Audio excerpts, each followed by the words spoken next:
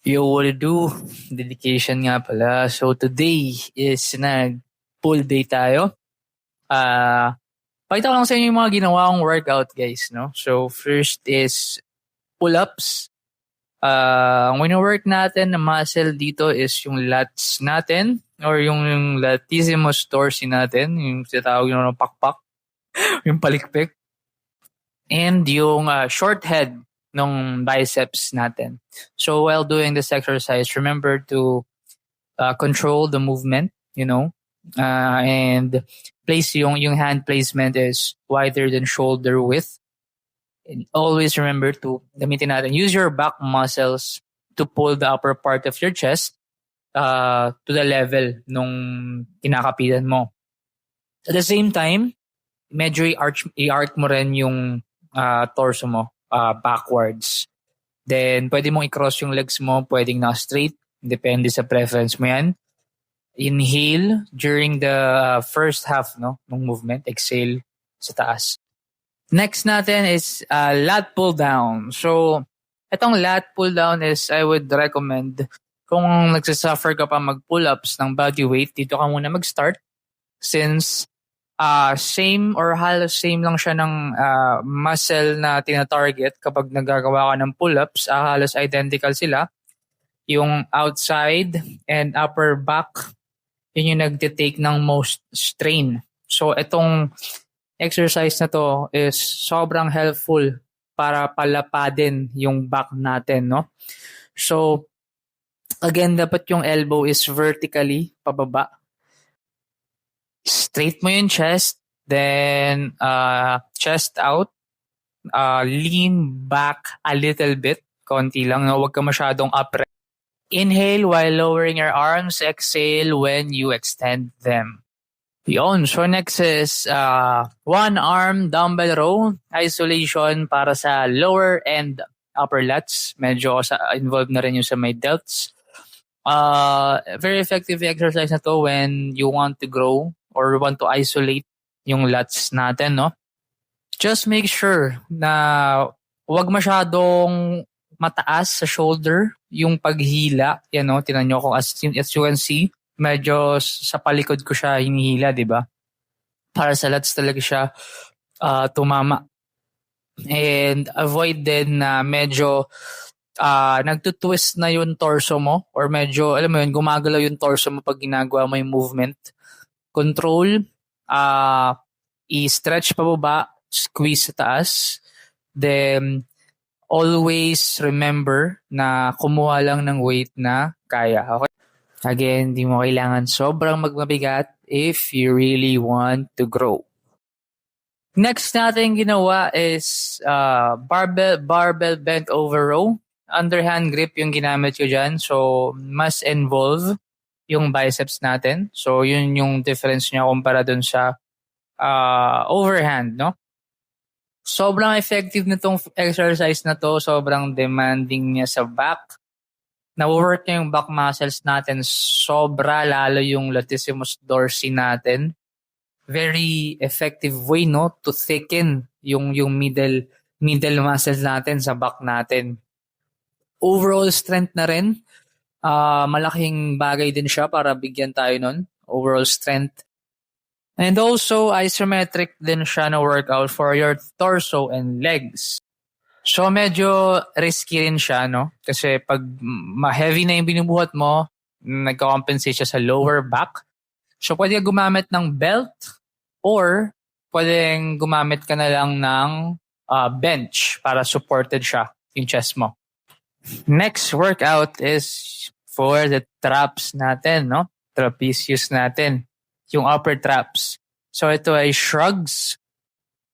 Again, kailangan natin i-work yan. Late ko lang din win-workout yung traps. Just remember lang to keep it your body straight, you know. Squeeze sa top. Then, sa baba is extend mo talaga. Then, avoid din gamitin yung biceps, no? Or yung arms natin para mabuhat yung weight. Sabi nga dito, Mikey, kailangan mo ring i-workout to para kapag naka-t-shirt ka, maganda yung fit sa'yo ng shirt. Alam mo yun, kahit nakabagsak lang yung shirt or oversized, calm lang yung shirt, talagang naka-pump pa rin or kita pa rin yung sa may shoulders mo. Yan. Konting piga. Yan. Just be consistent, bro. Everything that you're doing right now, just be consistent. Tanggalin mo lahat ng distractions. Alam ko sobrang hirap. Sobrang dali ma-distract ngayon. Kahit ako, naging biktima pa rin ako niyan. But I'm trying to do better. Just try, you know? And don't give up, you know? Everything will be better at the end. So yan, no? Sobra yung pump niya, no? Hey. Next exercise, seated cable row. So sobrang effective nitong exercise na to for our middle back. Just remember na huwag masyadong heavy yung load kasi baka ma-compensate or maapektuhan yung lower back. Dine-develop nito yung again, latissimus dorsi natin, pinapalapad niya. Remember, while doing this exercise, huwag ka masyadong magli-lean back, then squeeze mo yung sa likod, and elbows to the side, no? Yun, tandaan nyo. When you're doing this exercise, yung elbow should be on the side, not on the chest or sa inyong gitnang bahagi ng katawan. Ayun, no? Habang hinihila ko siya, squeeze. Next exercise is seated yung sa rear delt natin or reverse rear delt fly or rear delt lateral raise. So yan, para yan again sa ating rear or sa likod na part ng ating delts. Just remember to use light weight. Again, wag kayo mag-swing masyado during this exercise and focus on the rear delt muscle. Kung di ka pa rin nag-gym, tol, just start, man. Kailangan mo yung gym. Kailangan mong mag-improve. Kailangan mong maging healthy. Kailangan maganda ang pangangatawan mo. Kailangan hindi ka mataba. Okay?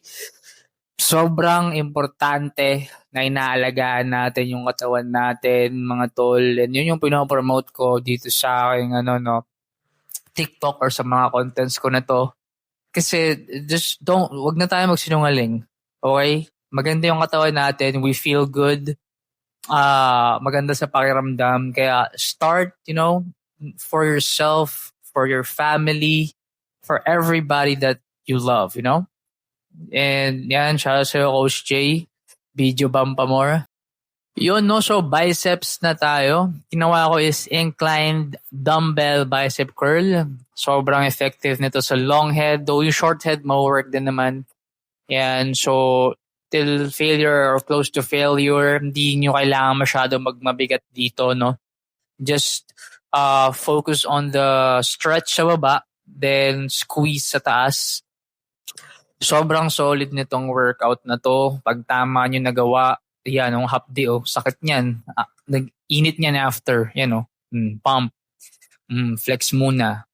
Sobra yan, solid yan guys, pag tama nyo siya ginawa. One of my go-to or if not favorite bicep exercises out there. Minsan cable ginagamit ko, pero madalas ayan. So, sobrang solid yan, promise. Pump. Kala nyo sisinungaling ako, tingnan nyo yung flex at pump ko mga tol, di ba? So yan, gawin nyo yan. And shoutout sa client ni Coach Day, napakalupit niyan guys. Kung siya, kaya niya, kayang-kaya nyo rin. Ano ba naman, tigilan nyo yung kakapalusot. So yan, balik tayo sa akin. Last set ko to. And sobrang apoy na nung arms ko niyan. Sobrang solid niyang ginawa ko dyan. Ayan, kitang-kita nyo naman. Mag-flex ulit tayo dyan, no? Kasi as in, sobrang ganda nung pump ko niyan. Yan, diba? Kitang-kita nyo naman, no? Sa biceps, diba? So, ibig sabihin, sobrang effective yung ginagawa nating exercise or workout, diba?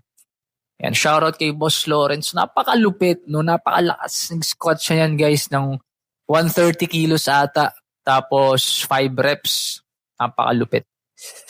Shoutout sa'yo, Boss Lawrence. Napakalupit mo. Mabuhay ka.